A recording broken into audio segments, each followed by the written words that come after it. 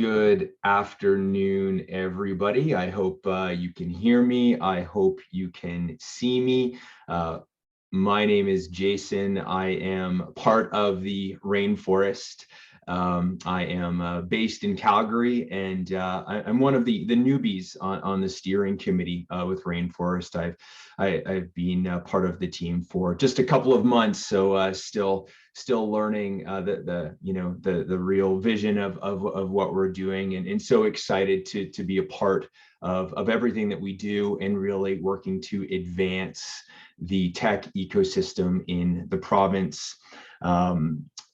We have a very exciting special guest today who I will introduce in a moment, but it's close to my heart in that I have a 4-year-old son, and anybody with children is always really focused on doing the absolute best to grow great humans. So I am excited to introduce you to Jenna in a moment, but before we get going there, I will give us some of an introduction to what Rainforest is all about. So I'm going to attempt to share my screen, and this is, as I mentioned, my first time hosting this Zoom, so bear with me if we get into any issues.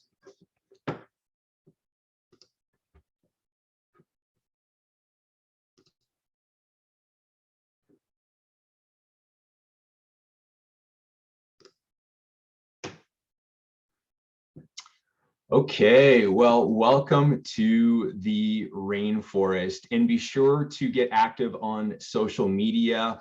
Follow us on our social channels, and on that theme as well, please feel the need, the urge to chat with one another. Let's use the chat feature as part of the presentation. The more dialogue there is amongst yourselves, as well as to Jenna.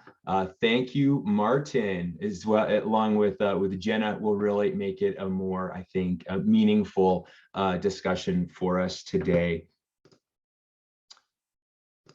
I would like to begin with a land acknowledgement, and in the spirit of reconciliation, we acknowledge that we live, work, and play on the traditional territories of the Blackfoot Confederacy, the Siksika, the Kainai, the Piikani, the Tsuut'ina, the Ayaks, Nakota Nations, the Métis Nation, Region 3, and all of the people who make their homes in the Treaty 7 region of Southern Alberta. For those in the Edmonton area, we acknowledge the traditional lands of the Treaty 6 territory of the Cree, the Dene, the Blackfoot, the Saulteaux, the Nakota Sioux, as well as the Métis.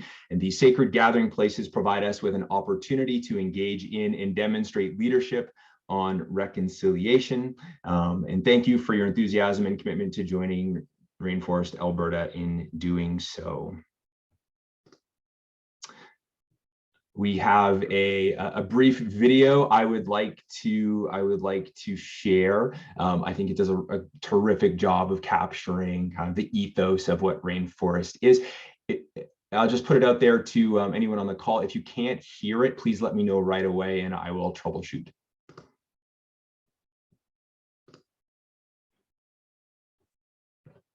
What does it take to realize an idea or for a seed to sprout? At Rainforest Alberta, we know the answer is rooted in trust. Traditionally, Albertans have cultivated their ideas in established systems. Inputs that don't fit these systems are weeded out. Opportunities for growth are missed. But now, Albertans want a dynamic landscape that can evolve organically, like a rainforest. At Rainforest Alberta, we believe a culture of trust is the fertile soil where ideas grow. Our budding innovation ecosystem is a network of relationships pulling each other up as they push forward in their own field. Trust breaks down barriers. An open, inclusive network increases collaborative innovation. Successful breakthroughs inspire new ideas. A cycle begins. Rainforest Alberta is a movement to amplify trust by cultivating honesty, inclusion, and accountability. How? Our social contract holds us accountable to demonstrate trust across the province. We meet to have honest conversations around collaboration. This leads to more inclusive spaces for everyone to fearlessly build new ideas together. By raising the standard of trust, Alberta's ideas, talent, and resources can be evergreen. Visit rainforestab.ca to sign the social contract and start growing together.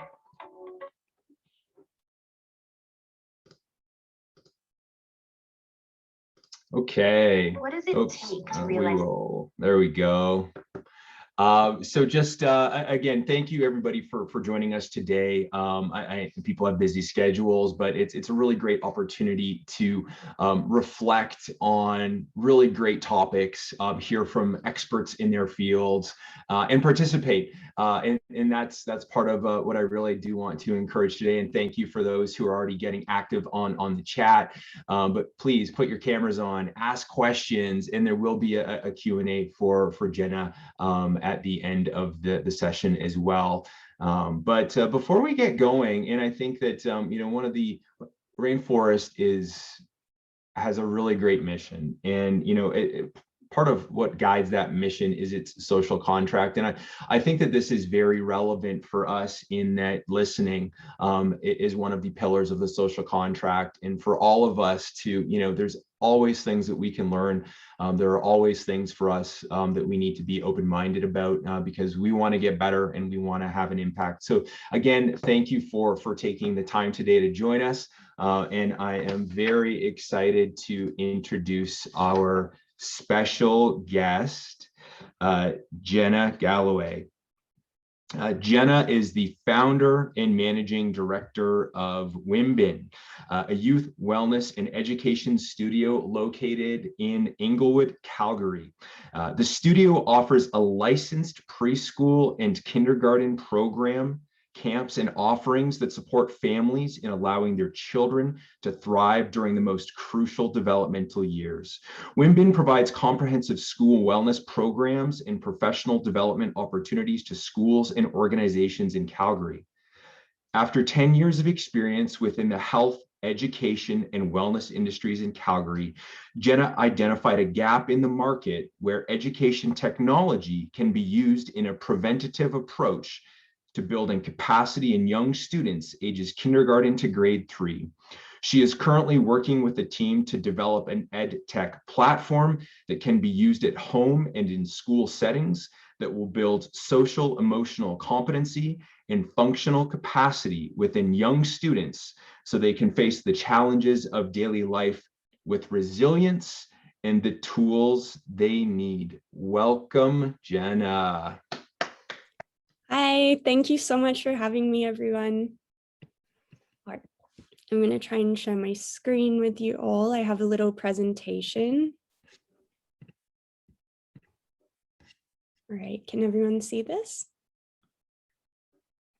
Awesome. Apologies in advance to our designer, Andy. I definitely did not run this by him, so yes, bear with me. Okay. So I'm really excited to be here. I attended my first Rainforest meeting about 6 months ago, and this is my first venture in tech. I don't really have much of a background in tech, and so it was very intimidating to come to a meeting in the tech sector. But it was such a joy to connect with everyone, and the community has been really incredible and supportive. I actually met for coffee with Al Deldegan the day after our first Rainforest meeting. And I said, I think I've found my people, because everyone's very welcoming and supportive. So thank you for providing this space and for being here to listen to my story. I hope that you enjoy it. Okay. Bear with me for a second. All right, so before I start talking about myself, I would really love to know how many of you are parents or work with children, or maybe have a family member with children. You can just nod your head. I'm sure quite a few of you do. And you might have experienced that sometimes when a child is getting really overwhelmed or struggling, or getting frustrated, it can be really tricky to help them to calm down and understand what's going on and how they can navigate what they're going through.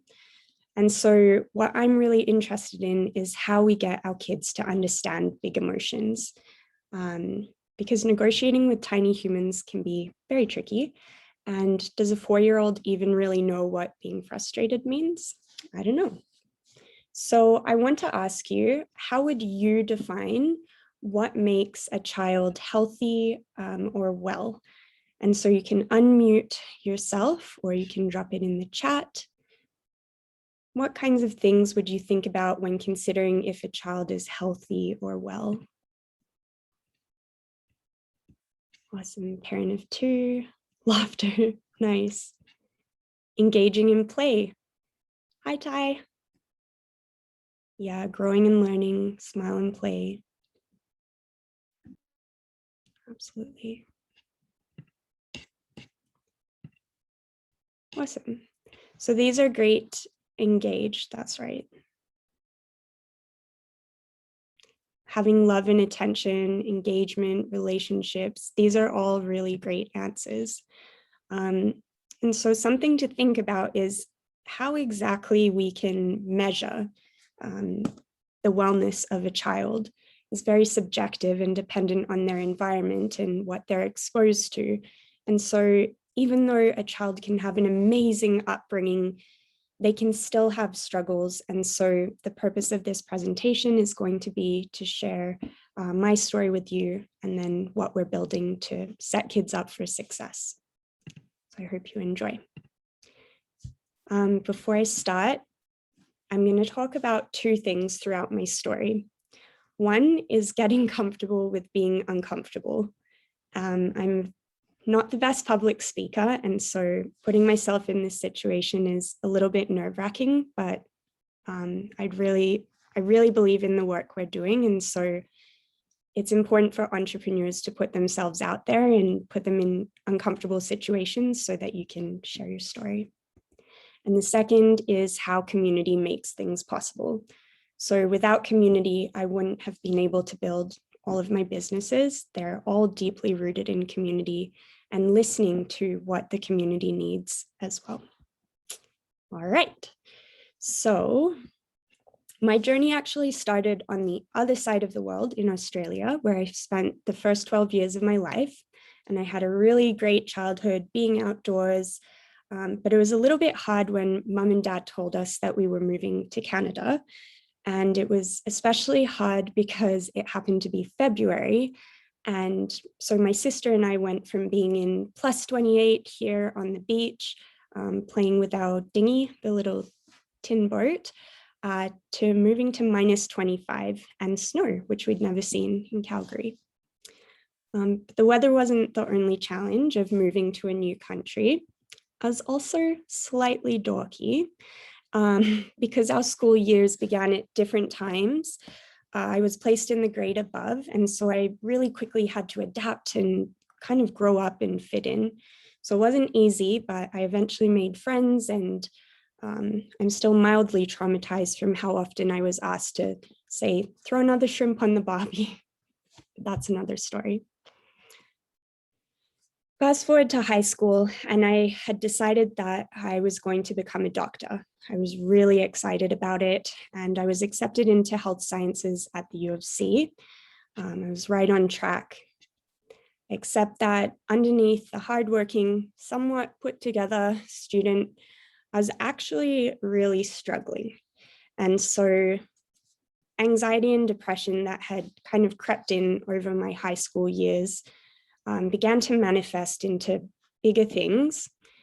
And I began spending more and more time in bed and less time at school. And I wanted to say that I do feel a little bit detached from this part of my story because I've come a really long way.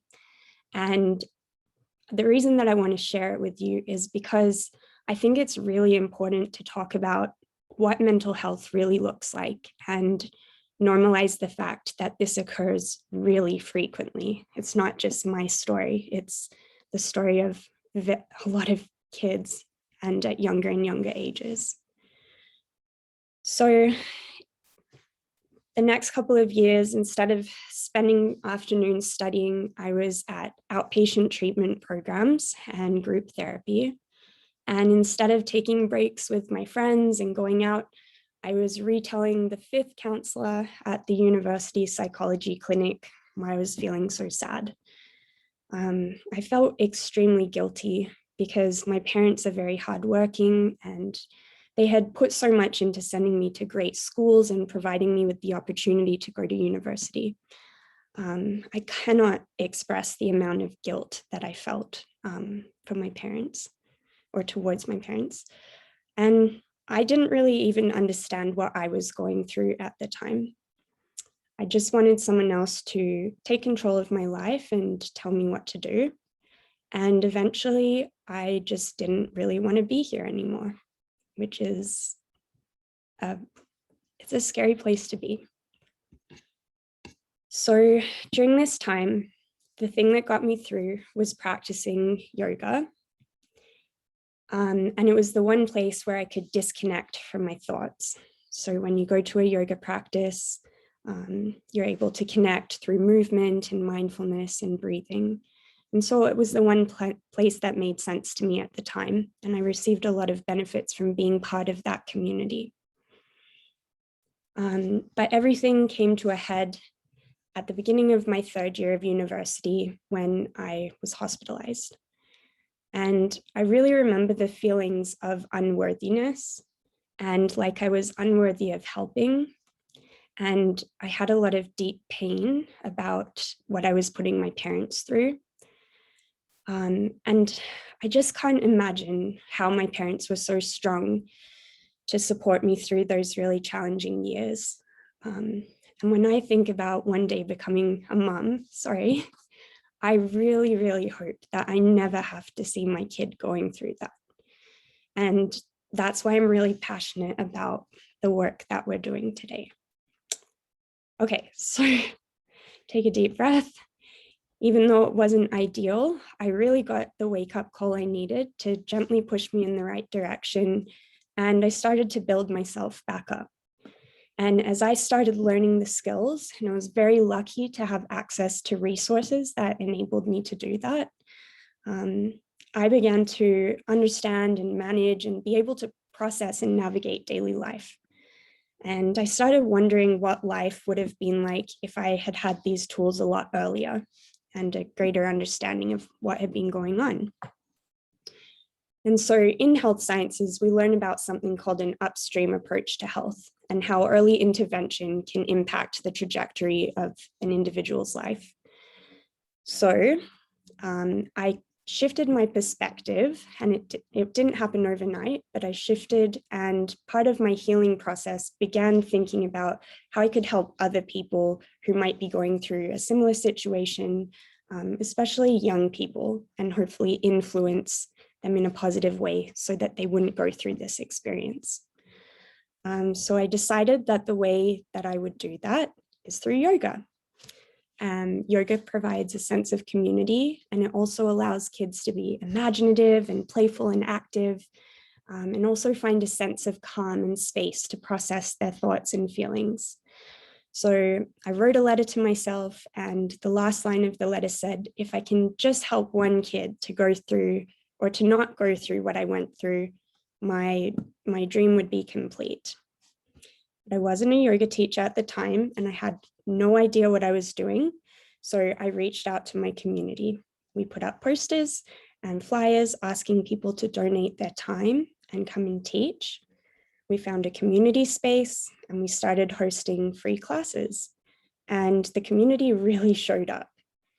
Kids yoga wasn't so big at the time, but people started to have some sort of an awareness around the social and emotional benefits of practicing yoga as children or in a family setting. And so I just want to reiterate the power of asking at the right time when you need it the most, and to put things out to community, because community can literally support the foundation of what you're creating. So here's me. I eventually did my teacher training, and then I began getting involved in building our curriculum and actually growing our programming so that now we have a registered and licensed preschool and kindergarten program to start kids off on the right foot.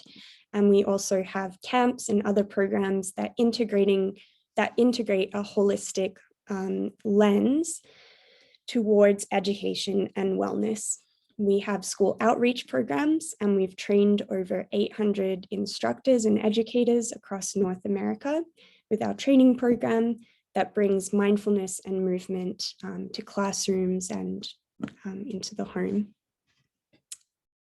So this is where it gets really cool.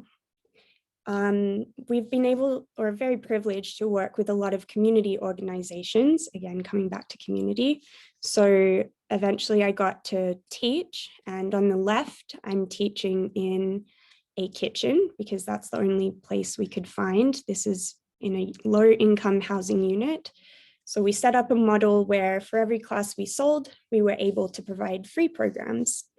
Because we really wanted to try and make our programming equitable and accessible. And then on the right, we're at the Children's Hospital, and the Stampeders would come and do yoga with us and get the kids in the mental health unit involved in participating in yoga. And this was particularly a very full circle moment for me because I had received help and resources from the hospital. And so going back and being able, to share that was really special. Okay, so as adults, we sometimes forget to play and color outside of the lines. And so a story I'd like to share with you is that at the Children's Hospital, I had set up an activity for the kids. It was making a seed mandala, which is essentially a very mindful activity where you take seeds and you place them in this intricate pattern, and it's supposed to help you to focus and disconnect from what's going on around you. And so a little girl brought hers up to me, and this is what it looked like. And she said, this activity made me think about how it's not always going to be perfect. It will actually be probably messy, but it can still be beautiful and colorful. And I really carried this with me through, or I'm carrying it with me throughout the rest of my life, because even though things aren't perfect and we're figuring things out along the way, the journey can still be very beautiful and colorful. So over the past 5 years, I've built a community called Wymbin. And as I mentioned before, we provide programs to children all the way from 2.5 up to their teen years. And we've worked with the school system to bring yoga, mindfulness, and movement programming into schools. This is a little bit about what we've done. We're really proud of the fact that we still provide hours and hours of free programming and give back to our community that has very generously supported us as well. And just some photos of the studio and our school programs. Okay. So we've been super privileged to make an impact in our community, but our outreach and initiative has also been fairly small in terms of what we're able to do with a physical studio location. And through our work, we've seen a lot of barriers to access, mostly in the school systems, with schools not being able to afford extracurricular programming or to bring us in. And we've seen a lot of inequities. Parents and educators recognize the benefits of our upstream approach, yet they don't always know how to implement it and continue the programming once we've left. And then on a broader societal level, our current downstream approach to mental health is not working. And so we know for a fact we don't need to be waiting until people have mental health crisis and are experiencing these very traumatic events as they become adults. We can actually equip them with the tools they need to become confident and capable individuals. It's not always going to be perfect. And of course, like things are going to happen. There's going to be challenges, but we can definitely give people a better starting point from which they can grow. And the other part is that teachers and parents are overwhelmed. And so there's a lot going on, especially with the pandemic and navigating coming out of it. And there's so many resources on mental health and social emotional learning that it's very challenging to navigate. And it's also time consuming and often not financially viable. So all things considered, with the success of Wymbin, we want to amplify our impact. And we're going to do that through emerging technology and an integrative approach, working with frontline educators, parents, and healthcare professionals. So I'm excited to share our platform that we're building with you today. It's called Fledge, and it's an online subscription-based platform that can be used at home and in schools.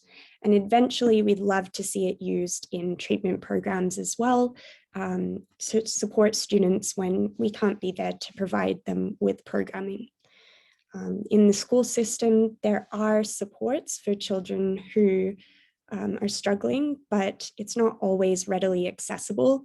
And so Fledge will provide an opportunity to support these children and support teachers in the classroom when that additional level of support is not accessible.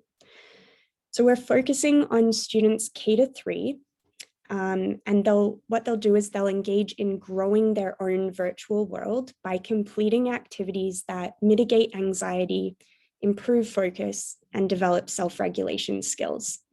So as the children are building and nurturing their environment and growing their own toolbox, they're building their own toolkit of strategies and life skills that they can then apply and hopefully use without the platform one day.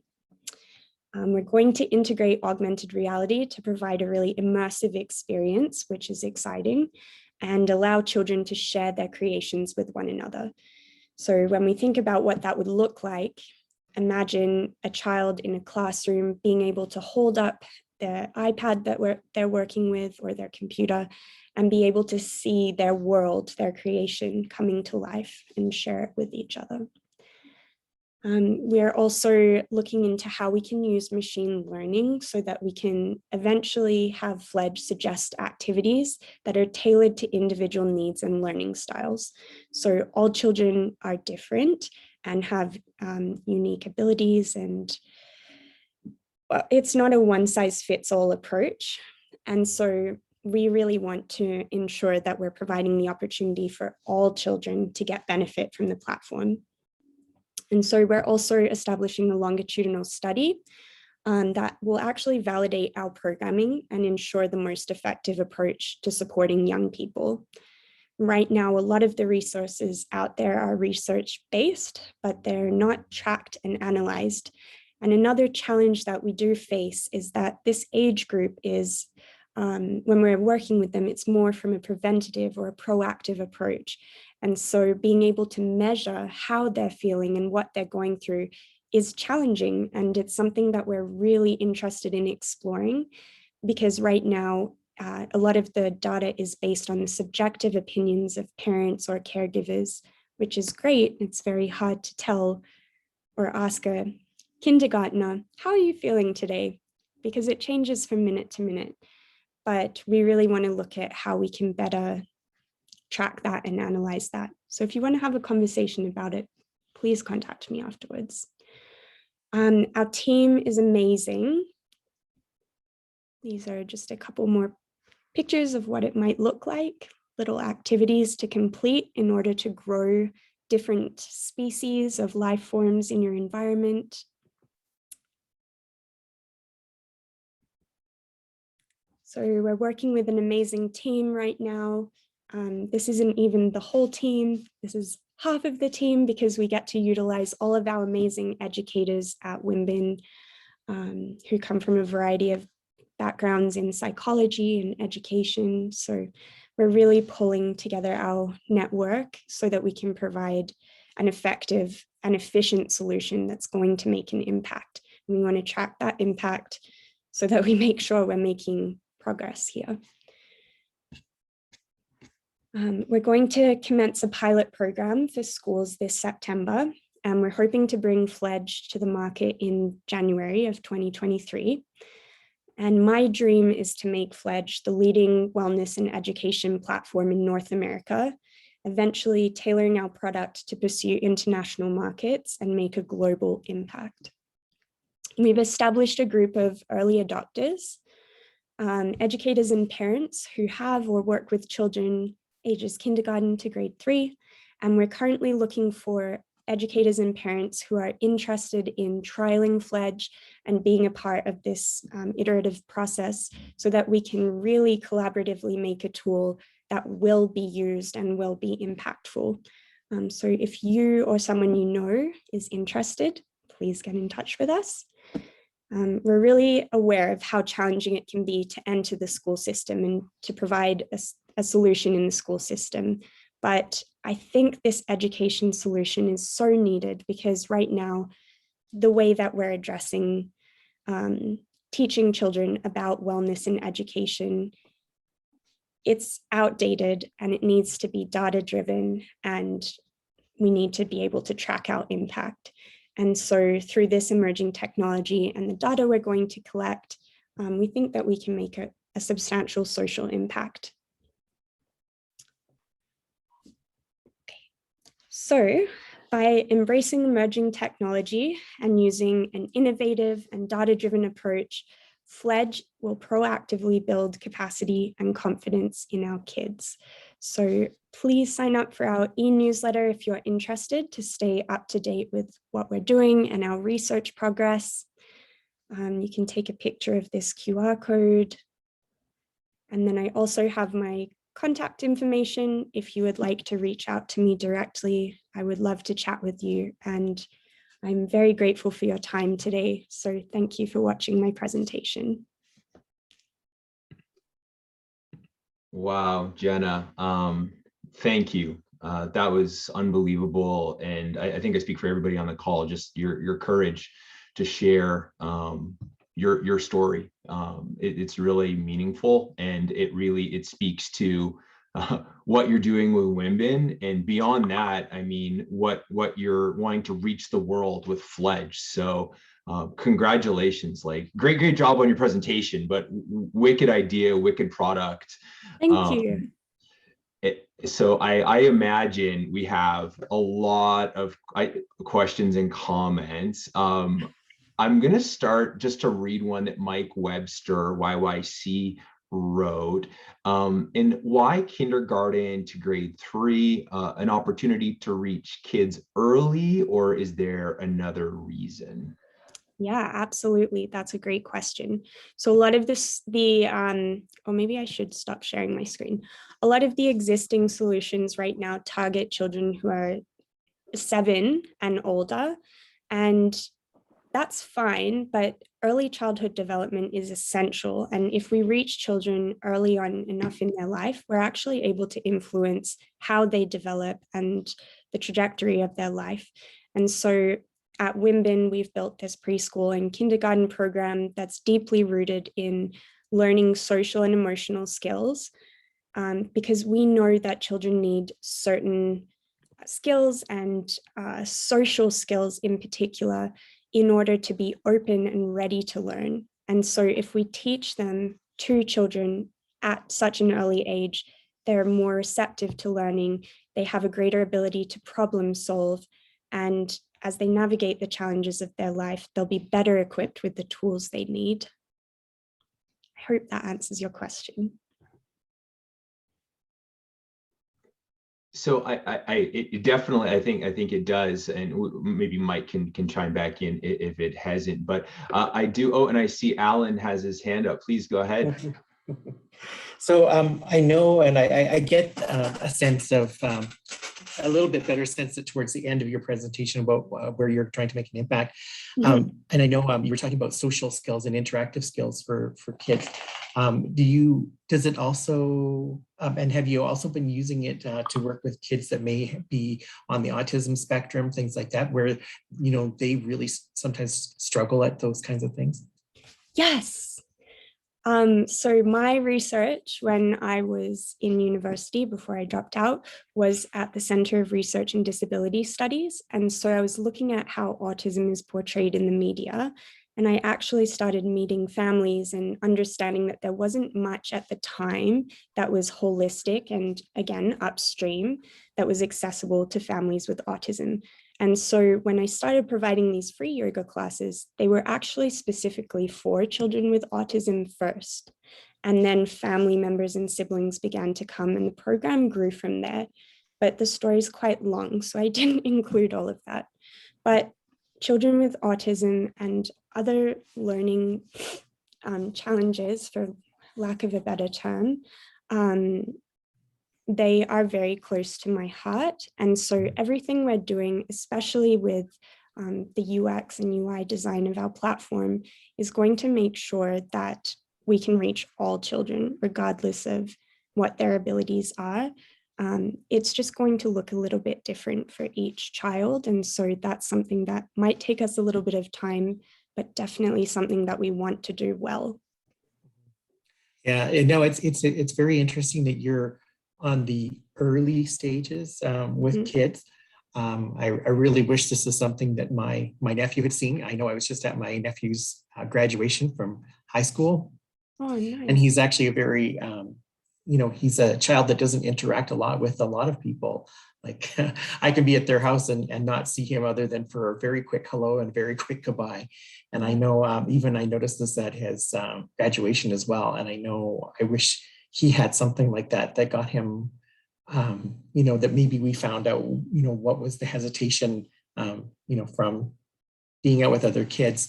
Because I think we tend to, as a society, go, oh, well, they just like their computer games and those kinds of things. But everybody sort of needs to have more contact with other people and other methods. So yeah, and a place and a community where they belong and feel like they're a part of something bigger than just themselves.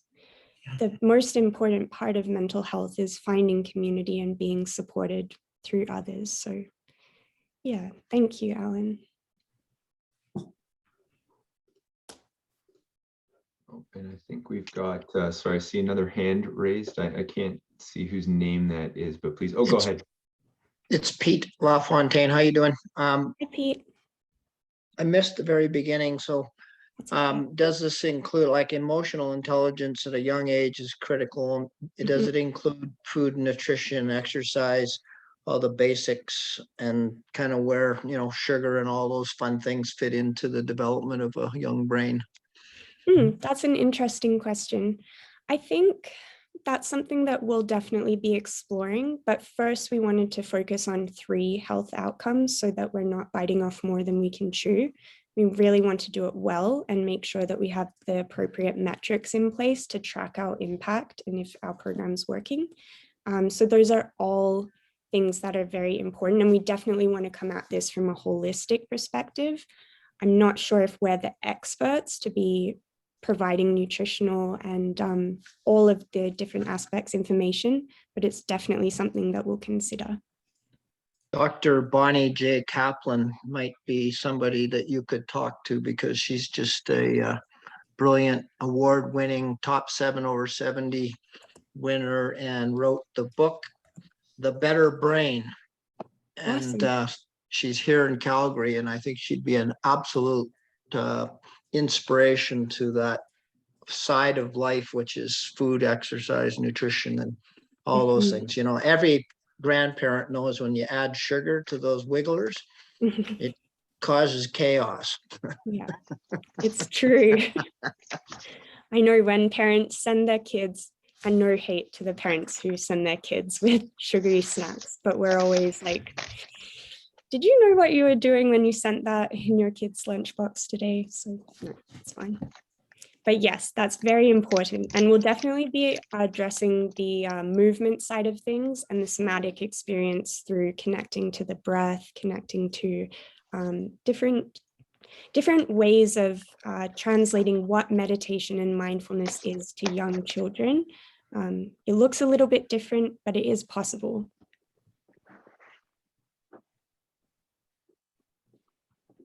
Thanks. No problems. Martin, please go ahead. Hey, Jenna, that was an absolutely fantastic presentation. Yeah, Thank you almost had me in tears, choking up. I could definitely say that I've experienced some of those feelings, but a lot later in life. I really love what you're doing, because when I grew up, there was mental health consisted of pull yourself together and stiff upper lip. I'm from the UK, right? So there really was absolutely no community, or there was no spirit of you're going through something, this is how we deal with it. It was just like push it off to one side. So I'm really heartened to see that there is a movement, especially getting it into kids' minds as early as possible. Mhm. I'm actually seeing some stuff with my daughter right now. She's in grade 5, and it's like, wow, how could we get it for the older than K to 3? So I definitely say I think there is definitely a market out there for the older kids. And like you say, I think part of the issue is trying to convince the rest of the community that we need this in schools, rather than it's just, oh, we can support 1 or 2 kids going through this. So definitely, I think hopefully the Rainforest folks here can help champion getting the message out. Thank you, Martin. And I definitely agree. I know how tricky it is to get into the school system. The past 5 years, we've been running our residency programs, and it's a bit of an uphill battle, but we also know how important teachers are in the lives of students, and they're seeing those students firsthand and keeping those students in daily routine. And so we want to ensure that teachers are our champions of getting this program out there and recognizing the importance of integrating this practice into their daily routine at school. But we also want to make it really easy for the teachers. We don't want to add anything to their plate, because they have a lot on their plate. But thank you for sharing that, and thanks for being here. Thanks, John. Vaughn, please go ahead. Or V, rather. Yeah, no, thank you. Either it works. That was wonderful. Thanks, Jenna. If there was one thing that you could ask this group, and ask for this group, what would it be for either Wymbin or Fledge? Pardon me? If there was something that you could ask this group to help you with, either with Wymbin or Fledge, what would it be?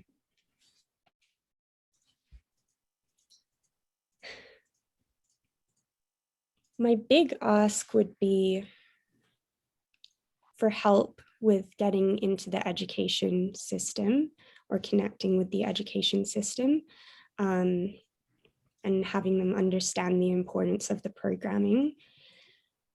Beyond that, I'm really passionate about the research side of this project. And so if we have anyone in the rainforest who has experience in measuring social impact or health outcomes working with children, that would be incredibly helpful for our team, or anyone who has experience working in the ed tech sector or knows someone who has experience with that.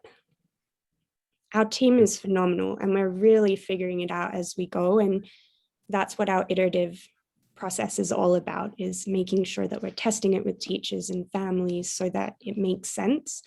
But it would be great to have any expertise.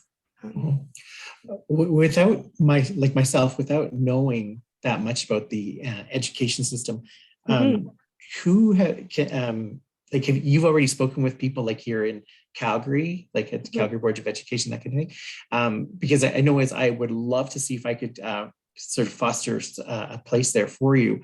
I know right away, I know a person that's in communications there, but that's not really what you're looking for. Probably what kind of like, is there like a division that's, is it like programming? Is it? Yeah, so thank you, Alan. I think especially since the pandemic, there's been health and wellness committees established that function either within schools or at a broader level. And so it would be wonderful to be able to talk to, well, thanks everyone. It would be wonderful to talk to people within the school system who are specifically involved in either mental health initiatives, social emotional learning, self-regulation, or wellness initiatives. Okay, thanks. Thank you very much. I'm writing it down. And I just wanted to say thanks, everyone. It's kind of, yeah, it's uncomfortable to share some of this stuff, but I really appreciate how receptive you've all been and supportive. So thanks. I just want to make a call out a couple of the comments. So Alicia, emailing both my kids' teachers and CCing their principal as well as a link to the Yay! website. Awesome. And that might be advice for all of us with kids. Ty McKinney put a really nice offer out there. He is a social health impact measurement nerd and at your service. Thank you, Ty. Megan, a few ideas for you. We'll be emailing you to chat further. So that's awesome. And thank you. Oh, best link to provide school contacts. Mm-hmm. Do you mind just throwing your email in the chat, Jenna, again for everybody? Yeah. Absolutely. I'll put it right here.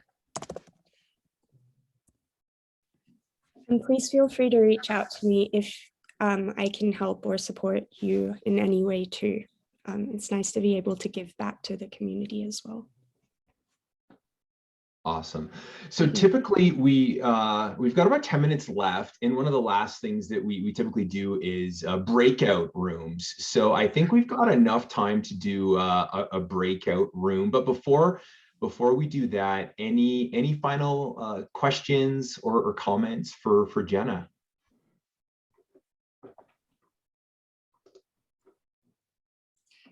Just ever so quickly, just because I know that so you might feel a little bit reserved in, in how you express, what you've been through and those kinds of things.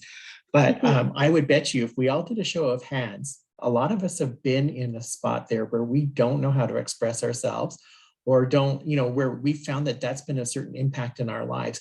And while I get that, it's deeply personal for you and maybe a little bit hard for you to get out there to mention that word, that it has a lot of impact on, I would bet you almost everybody here has had, some of those feelings somewhere along their way in their lives that they would have loved to have had another way to negotiate it. So I know if anybody was ever to show their hands that, if this made an impact for you, you might just raise your hand and let her know. So thanks, guys. I appreciate you.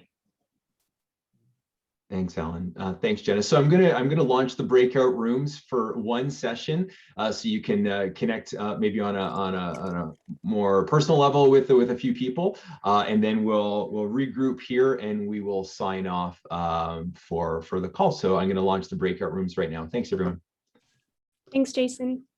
Everybody, welcome back. I hope you had some good breakout discussions. We are just about to wrap up. I wanted to open it up to attendees today. Were there any announcements for the rainforest community? I have one. Oh, go ahead, Pete.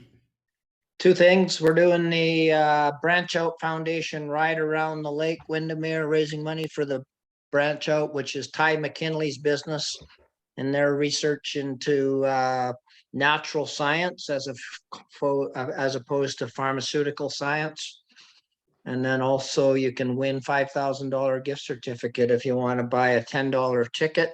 It's a raffle, and that's for the Children's Hospice. So that's another fundraiser. I can post those into the chat. Thank you. Please, when is that, Pete? Which? Oh, sorry, the ride? The ride is actually on Saturday coming up. Oh, so okay. Ty and I are going to be chasing each other around the lake along with 210 highly inspired cyclists. I'll be chasing you too. Yeah, Jenna will be there. I'll be chasing you guys. I'm pretty sure. I'm going out there on a 5-inch tire bike, so just to make it harder. Can I just ask that, Ty, can you share your email in the chat? Yeah, for sure. We want to connect you with Alan. Yeah. Look how big his forehead is. He's such a brain. Awesome. Yeah, no, happy to connect with anyone that also wants to talk about mental health and burnout management, more on the adult end of the spectrum. Since, yeah, I think Jenna and I found that we're complementary as far as the lifespan approach goes. Great. And I think Al, did you have something to add? I was just going to do my usual Libby podcast plug, and we are looking for sponsors. So if you're interested in getting a little exposure as being part of something that's been going really, really well, reach out, please. Awesome. Thanks, Al. Anything else from the community? Yeah, Cochrane's innovative kind of group, so Innovate Cochrane, is having their opening launch tomorrow night here in Cochrane at the Ranch House at 7 p.m. I should probably throw a link into the chat for that. Please. I'll throw something out there. I'm looking to connect with individuals in terms of making talent acquisition and talent hiring more accessible for neurodivergence. And I know Ty, my cousin, has actually pushed me in your directions before, so I just sent you a connect. But anybody else that is kind of in that space, I'd love to connect and just talk some ideas. Yeah, Justin, I'd like to talk to you from a perspective of Inception U here in Calgary. So we should absolutely. I'll do that. Thank you. Perfect. Well, we are at 1:01, so I really want to thank Jenna for sharing with us her mission. It's very powerful what she's doing, as is her story. So Jenna, a huge thank you from the Rainforest community. And I think we all wish you the best of luck. And if there's anything we can do to help, just let us know.